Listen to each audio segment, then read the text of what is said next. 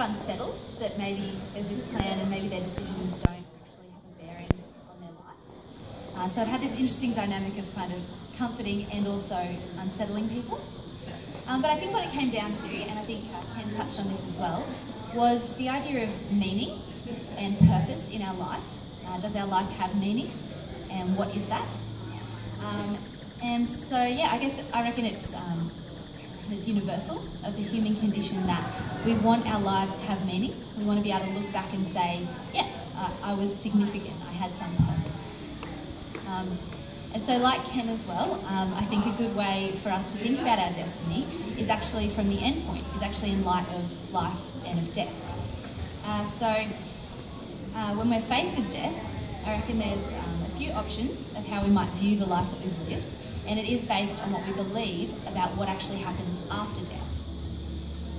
So a few kind of options that I thought of, and this is by no means an exhaustive list, of ways that you might be impacted by what you believe happens after death on your destiny. So for example, do you believe that perhaps there's nothing after we die? That maybe this life is all that there is? And if that's the case, can you look back at the end and will you be able to say that your life mattered? Will you be able to say that you left the world in a better place than where you found it? And what if you can't say that? How does that leave you feeling at the end of your life? Or perhaps, do you believe in a God or in a higher moral standard that you're going to be judged against? Will your good works be stacked up against your bad and your mistakes, and will you be judged according to that? Will you maybe go to heaven or hell based on that? Or will your next life or your reincarnation be based on how you live this life and whether you did enough good? Or perhaps you believe that it was all planned out anyway, that you were a player in some grand production, in which case, at the end of your life, can you look back and say that any of it mattered? Did any of your decisions matter? Well, as I think over those options, I feel like they either feel quite disempowering and fatalistic if we think that nothing that we could have done would have changed anything and would have mattered, or just really kind of anxiety-inducing if we're constantly wondering if we've done enough to be judged rightly, to live up to some standard by God or by ourselves. But what I want to offer from the Christian perspective is something quite different. What I want to offer is freedom and certainty. And you might think that I'm overconfident when I say that I can be certain of my destiny. You might not even believe me when I say that I'm 100% certain that I know I can get to the end of my life and look back and say that it had meaning. You might think that I'm arrogant when I say that I know that my ultimate destiny is secure and I know that I'm going to heaven where I'll spend eternity with my loving God. But the reason that I can say these things, I believe, without false confidence and without arrogance is that that certainty and that meaningfulness doesn't actually come from me and from the way that I've lived my life, but it actually comes from Jesus. Now, I don't know what you guys know about Jesus, and I don't have a lot of time to talk about him now, but I'm sure a lot of you would have heard about his death, that he died on a cross. He was crucified. But did you know also that there were two other men there being crucified on the same day as Jesus? There was one on either side of him. And they were criminals, and unlike Jesus, they were actually being crucified for their crimes. And they had two very different reactions towards Jesus. So one of them, he mocked Jesus. So in the face of death, he was still shaking his fist at God. But the other guy, he actually saw himself for what he was. He saw that he was guilty. He saw that he was a criminal. And he saw Jesus for who he was. He saw Jesus as the Son of God. And in light of that, he said to Jesus, please remember me when you come into your kingdom. And Jesus' answer is just fantastic. He says to this criminal, he says, sorry, I lost in my notes.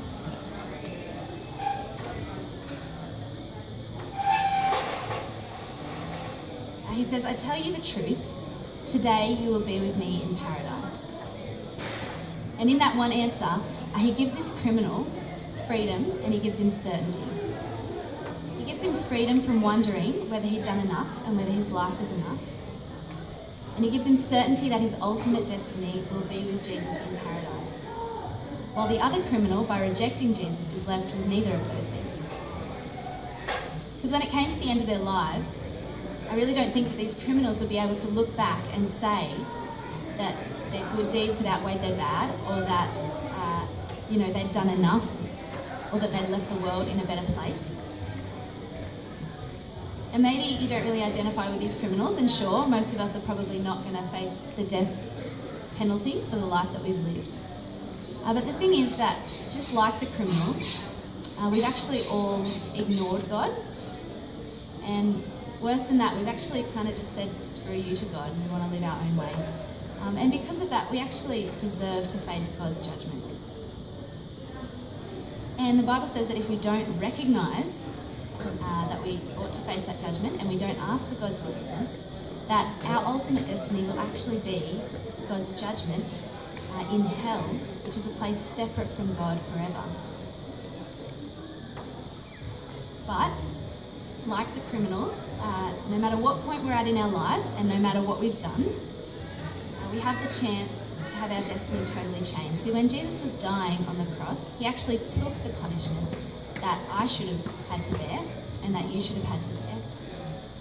And because of that, he offers us forgiveness. See, he died horribly and painfully. That was his destiny, so that he could give us a destiny of paradise, of heaven, of glory, of significance, of love, of life, of certainty, and of freedom.